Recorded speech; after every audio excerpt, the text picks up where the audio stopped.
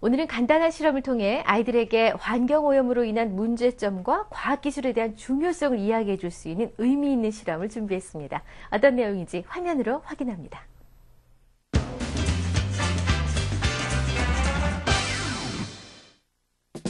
실험을 통해 배우는 과학원리. 아이디어와 창의력이 쑥쑥 커지는 과학아 놀자. 선생님, 저 이번 주말에 서해안에 다녀왔어요. 어머, 좋았겠다. 겨울바다를 본 소감이 어때요? 좋았어요. 그리고 뿌듯했어요. 뿌듯해요? 뭐가요? 실은 제가 2년 전에 서해안에 가서 봉사활동을 했거든요. 아, 그때 2007년 12월 충남 태안군 앞바다 기름 유출 사고로 바다가 온통 검게 변했던 그때 그 사건. 주민들과 수많은 자원봉사자들이 힘을 합쳐 기름기 제거에 나섰지만 절대 다시 일어나서는 안 될 일이라고. 그때 부모님이랑 가서 기름 진짜 열심히 제거했는데 오염됐던 바다가 다시 깨끗해진 걸 보니까 정말 뿌듯했어요.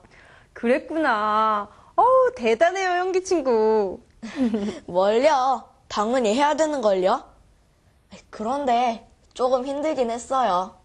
네, 기름 오염은요, 사소한 실수에 의해서 쉽게 일어날 수 있지만 그것을 원상복귀하기 위해서는 수많은 시간과 노력, 비용이 들어갑니다. 아, 그런 일이 다시는 일어나선 안 되겠네요. 그런 의미에서 우리 오늘 실험은 기름 제거 작업과 관련된 걸 해보는 건 어떨까요? 여기서요? 그럼요. 간단한 재료를 가지고 쉽게 할 수 있어요. 지금부터 시작해볼까요? 빨리 보여주세요. 오늘의 미션, 바다의 기름을 제거하라. 실험을 통해 환경의 중요성을 확실히 느껴보는 거야. 먼저 실험실에 작은 바다를 만들기 위해서 수조가 필요하고, 그 다음 스포이드, 자동차 오일 또는 배유, 털실, 화장지 등을 준비한다. 어때? 준비물 오케이? 그렇다면 어떻게 실험할까? 먼저 수조에 물을 부어 작은 바다를 만들고 여기에 스포이드를 이용해 기름을 두세 방울 떨어뜨린다. 그리고 나서 물 위에 뜬 기름이 퍼지지 않도록 털실로 기름 주위에 원 모양의 오일 펜스를 만들어준 다음 마지막으로 원 안에 모인 기름 위로 화장지를 떨어뜨려 기름을 흡착한다. 자, 이 방법대로 실험 스타트! 자, 준비물과 방법을 살펴봤는데요. 이대로 실험을 해볼까요? 네, 빨리 해보고 싶어요. 네, 먼저 넓은 대야나 수조에 물을 부은 다음에 그 위에 기름을 빨대나 스포이드를 이용해서 한두 방울 떨어뜨려 줍니다. 이게 바다라고 생각하면 되겠네요. 맞아요. 자, 이제 기름 유출 사고가 일어난 거겠죠? 스포이드를 이용해 기름을 몇 방울 떨어뜨리면 이거 뭐이나 물 위에 기름이 둥둥둥. 그 다음 털실 등을 이용해서 기름이 물 위에 퍼지지 않도록 바로 이렇게 오일 펜스를 해줍니다.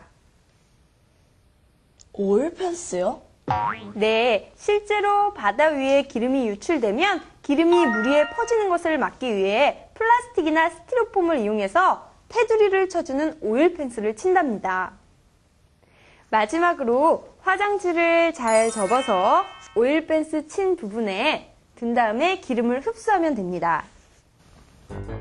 본격적인 기름 제거 작업 시작! 원 안에 모인 기름 위로 화장지를 떨어뜨려 기름을 흡착하는데 우와! 기름이 쏙 묻어나온다! 우와! 이렇게 바다 위 기름을 제거하는 거군요. 네, 아까 말한 대로 오일 펜스를 치면 기름이 물 위에 퍼지지 않도록 막아주는 역할을 하죠. 하지만 그렇다고 기름이 제거되는 건 아니에요. 단지 막아주는 역할만 합니다. 그러면 뭐가 더 중요한데요? 당연히 기름을 흡착하는 작업이지. 유출된 기름을 빨아들일 수 있는 스펀지나 흡착포를 통해 기름을 닦아내는데 기름 제거를 위해 현재로서는 이 방법이 가장 많이 사용되고 있다. 하지만 사람이 직접 흡착포를 뿌리고 걷어들여야 하기 때문에 손이 무척 많이 가는 작업. 또 사용한 흡착포는 또다시 소각이나 매립을 통해 처리해야 하기 때문에 2차 환경오염이 발생할 우려가 있다. 기름이 제거되는 건 좋은데 또 그런 문제가 있었네요. 또 파도 치는 바다에 흡착포를 뿌리고 다시 수거하는 건 너무 힘들기도 하고요. 네, 오염된 바다가 넓다면 흡착포를 통해 제거하는 일이 더욱더 어려워질 거예요. 그러면 그렇게 어려운 방법 말고 더 쉬운 방법은 없나요? 이 방법 외에 다른 방법이 있긴 합니다.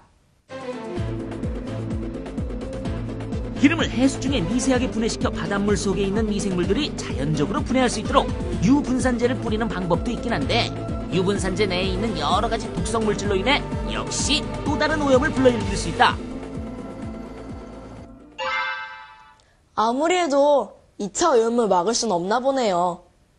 그러면 선생님, 이 방법들을 통해서 모든 기름을 제거할 수 있는 건가요? 안타깝게도 유출된 기름을 모두 제거하는 것은 불가능합니다. 앞의 방법들을 통해서 오염이 아주 심한 부분이나 양식장과 같이 보호해야 할 부분만 제거를 하고요. 그 외에는 자연 정화가 되기를 기다리는 거죠. 아, 오염 사고가 일어나면 몇 년에서 몇십 년까지 그 피해가 이어지는 거군요. 맞아요. 한번 유출된 기름을 제거하기는 어렵지만 그 피해는 실로 엄청납니다. 그러니까 사전에 오염을 막는 것이 가장 중요하겠죠? 사전에 오염을 막는 게 제일 중요하다는 것이 바로 오늘의 포인트!